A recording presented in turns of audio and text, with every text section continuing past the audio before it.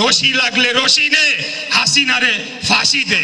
এই হাসিনাকে আমরা বাংলাদেশে ফিরিয়ে এনে ফাঁসি দেওয়ার মাধ্যমে সকল যে গণহত্যা সে চালিয়েছে, এই যে গণহত্যা জাতিসংঘ দ্বারা স্বীকৃত একটা গণহত্যা, জেনোসাইড হয়েছে, সেই জেনোসাইডের আমরা বিচার করব ইনশাআল্লাহ। এই কথা আপনাদেরকে দিতে চাই যে জুলাইয়ের প্রত্যেক শহীদ 843 জন গ্যাজেটভুক্ত যারা শহীদ হয়েছেন, এর বাইরেও অনেকেও আমরা ধারণা করি যে এখন পর্যন্ত তালিকাভুক্ত করা যায়নি, তথ্যের অভাবে হোক বা যে কোনো কারণেই হোক। আমরা সকলকে তালিকাভুক্ত করার অক্লান্ত চেষ্টা করব এবং দ্রুততম সময়ে এই তালিকাটি সম্পন্ন করে সকলে যারা শহীদ হয়েছেন তাদের স্মৃতি সংরক্ষণ করার জন্য তাদের যে তথ্য, সেই তথ্য আমরা সংরক্ষণ করব আমাদের মন্ত্রণালয়ের পক্ষ থেকে, এবং তাদের জীবন বৃত্তান্ত এবং কর্মকাণ্ড এবং বিগত দিনে আন্দোলন সংগ্রামে তাদের তথ্যচিত্র যাই আছে, যতটুকুই পাওয়া যায়, সকল কিছু সংরক্ষণের মাধ্যমে আমরা একটা নির্ভুল শহীদদের তালিকা প্রণয়ন করতে চাই। পাশাপাশি আপনারা জানেন যে আহত জুলাই যোদ্ধাদের একটি তালিকা করা হয়েছে, সেই তালিকাটিও আরও পুঙ্খানুপুঙ্খভাবে আমরা প্রণয়ন করে এখানে এখনও যারা অন্তর্ভুক্ত করা যায়নি তাদেরকে আমরা অন্তর্ভুক্ত করে, যাতে ভবিষ্যতে আর কোনোদিনও এই তালিকা নিয়ে কোনো ধরনের প্রশ্ন না ওঠে এবং আমরা যাতে শহীদদের যথাযথ সম্মান প্রদর্শন করতে পারি, সেই উদ্যোগটি আমরা নিব। আজকে আমরা শহীদ ওয়াসিমকে উদ্দেশ্য করে আজ চট্টগ্রামে এই আলোচনা সভাটি হচ্ছে। আপনারা জানেন যে একই দিনে আমার জানা যে তথ্য মতে 6 জন শহীদ হয়েছিল। এর মধ্যে আলোচিত যে দুটি হত্যাকাণ্ড ছিল, সেটি ছিল রংপুরের বেরবিতে শহীদ আবু সাইদ এবং চট্টগ্রামের এই শহীদ ওয়াসিম আকরামের ঘটনাটি। আজকে একই রূপে যে এখানে যে অনুষ্ঠানটি হচ্ছে, একই রূপে রংপুরেও আমাদের মন্ত্রণালয় কর্তৃক কর্মসূচি গৃহীত হয়েছে। সেখানে শহীদ আবু সাইদের স্মৃতিকে সংরক্ষণ করার জন্য একটি স্মৃতিস্তম্ভ স্থাপন করা হয়েছে এবং সেখানে বেরবিতেও একটি আলোচনা সভা চলছে। সেখানে আমাদের মন্ত্রণালয় মাননীয় মন্ত্রী তিনি অংশগ্রহণ করেছেন। আমরা আসলে বলতে চাই যে প্রত্যেক শহীদই তাদের স্মৃতিকে সংরক্ষণ করা এবং তাদেরকে যথাযথ রাষ্ট্রীয় সম্মাননা প্রদর্শন করা, এটা রাষ্ট্রের গুরুত্বপূর্ণ দায়িত্ব এবং কর্তব্য, এবং সেই কাজটি আমরা আগামী দিনে করে যাব। জুলাই 2024 আমাদেরকে শুধু লড়াই করতে শিখায়নি। আমরা যদি একটু পেছনে ফিরে তাকাই, এই আন্দোলনে আমরা সকলেই ঐক্যবদ্ধ হয়েছিলাম, দল মত ধর্ম বর্ণ নির্বিশেষে বাংলাদেশের জনগণ খুনি স্বৈরাচারী ফ্যাসিবাদী হাসিনার বিরুদ্ধে এবং তার দীর্ঘ 17 বছরের গুম খুন হত্যা এবং অত্যাচার নির্যাতন জুলুমের বিরুদ্ধে যে পুঞ্জীভূত ক্ষোভ জনগণের মাঝে জমা হয়েছিল, সেটির বিস্ফোরণ ঘটেছিল এবং ছাত্র জনতা দলমত নির্বিশেষে এক কাতারে তারা রাজপথে নেমে এসে স্বৈরাচারের পতন ঘটিয়েছিল। 2024 সালের জুলাই মাসে আমি তখন জেলখানায় বন্দী ছিলাম।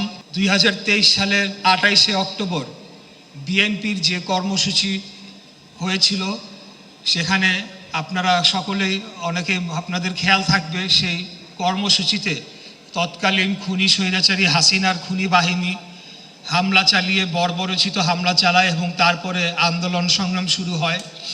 সেই আন্দোলন সংগ্রামে সেই দিন পুলিশ হত্যাসহ সরকার পতনের ষড়যন্ত্রের রাষ্ট্রদ্রোহের মামলায় আমাকে অভিযুক্ত করা হয়। প্রায় 12টি মামলায় অভিযুক্ত হয়ে 2024 সালের এপ্রিল মাসে যখন আমি উচ্চ আদালতে দ্বারস্থ হই, তখন আমাকে জামিন না দিয়ে কারাগারে পাঠানো হয়। এই কথাটি আমি কেন বললাম, কারণ জুলাইয়ের এই অভ্যুত্থানের সময় প্রত্যেকটি মুহূর্ত আমার কাছে মনে হয়েছে যে আজকে যদি আমি রাজপথে থাকতাম, আজকে যদি আমি জেলখানার বাইরে থাকতাম, তাহলে অবশ্যই আমি রাজপথে সবার আগে সামনে দাঁড়িয়ে এই আন্দোলন সংগ্রামে অংশগ্রহণ করে আমার দেশ এবং জনগণের প্রতি যে গুরু দায়িত্ব রয়েছে সেটি অবশ্যই আমি পালন করতাম। যাই হোক, সেটি করা সম্ভব হয় নাই, কিন্তু প্রত্যেকটি মুহূর্ত জেলখানার ভেতরে থেকে এই আন্দোলন সংগ্রামে প্রত্যেকটি মুহূর্ত আমি অবলোকন করেছি এবং আমার জায়গা থেকে যত চেষ্টা করেছি, সেখানে ভেতর থেকে যতটুকু অবদান রাখা যায় সেটার আমি চেষ্টা করেছি। এর পাশাপাশি আমরা বিশ্বাস করি বাংলাদেশ একটি স্বাধীন সার্বভৌম রাষ্ট্র হিসাবে গড়ে উঠবে এবং অন্য কোনো দেশের অন্য কোনো রাষ্ট্রের সেবাদাসে পরিণত হবে না। যে কারণে মহান মুক্তিযুদ্ধ হয়েছিল 1971 সালে তৎকালীন পাকিস্তান কর্তৃক আমাদের দেশকে দাবিয়ে রেখে একটি ভিন্ন রাষ্ট্রের একটি দাস হিসাবে আমাদেরকে দাবিয়ে রাখতে চেষ্টা করেছিল। তার প্রতিবাদে জনগণ জেগে উঠে এবং যুদ্ধ করে। একইভাবে আমি মনে করি 2024 সালেও আমাদের পার্শ্ববর্তী রাষ্ট্র ভারতের যে সেবাদাসে বাংলাদেশকে পরিণত করেছিল খুনি স্বৈরাচারী ফ্যাসিবাদী হাসিনার সরকার, তার বিরুদ্ধেও একটা ক্ষোভ প্রকাশ ছিল 2024-এর জুলাই গণঅভ্যুত্থানের একটা অন্যতম উপাদান। আপনারা ইতিমধ্যে দেখেছেন যে আমাদের সামাজিক যোগাযোগ মাধ্যম সহ বিভিন্ন জায়গায় খুনি হাসিনা, যে দিল্লিতে পলাতক খুনি, সেই খুনি বলার চেষ্টা করছে সে নাকি আবার ফেরত আসবে এবং তার কিছু দোসররা যারা বিভিন্নভাবে আমাদের দেশের ভেতরে লুকিয়ে রয়েছে, তারা ঝটিকা মিছিল করে বিভিন্নভাবে জানান দেওয়ার চেষ্টা করছে তারা বাংলাদেশের রাজনীতিতে আবার প্রতিষ্ঠিত হতে চায়। আমি আপনাদেরকে কথা দিতে চাই, ইনশাল্লাহ বাংলাদেশে আর কোনোদিনও ফ্যাসিবাদের প্রতিষ্ঠা হওয়ার কোনো সুযোগ নাই, এই কথা আমি আপনাদেরকে দিতে চাই। অতীতেও আমরা যখন খুনি স্বৈরাচারী হাসিনার বিরুদ্ধে আন্দোলন সংগ্রাম করেছি, আমাদের ঢাকা শহরে আমার কিছু দামাল ছেলে পেলে আছে, আমার সাথে তখন মিছিল করত আর স্লোগান দিত, ফাঁসি ফাঁসি ফাঁসি চাই, খুনি হাসিনার ফাঁসি চাই। তখনও আওয়ামী লীগ সরকার ক্ষমতায়, হাসিনা সরকার ক্ষমতায়।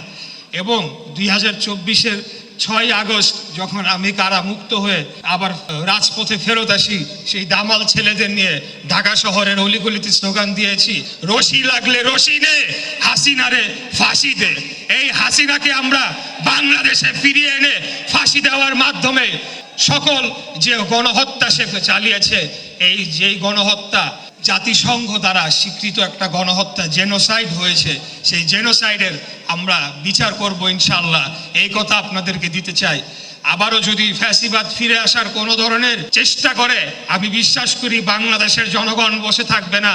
আমরা আবারও দল মত ধর্ম বর্ণ নির্বিশেষে রাজপথে নেমে এসে খুনি হাসিনার যেখানেই পাওয়া যাবে তাকে ধরে এনে এই ফাঁসির রায় কার্যকর করার মাধ্যমে আমরা শহীদদের রক্তের প্রতিদান দিব ইনশাল্লাহ।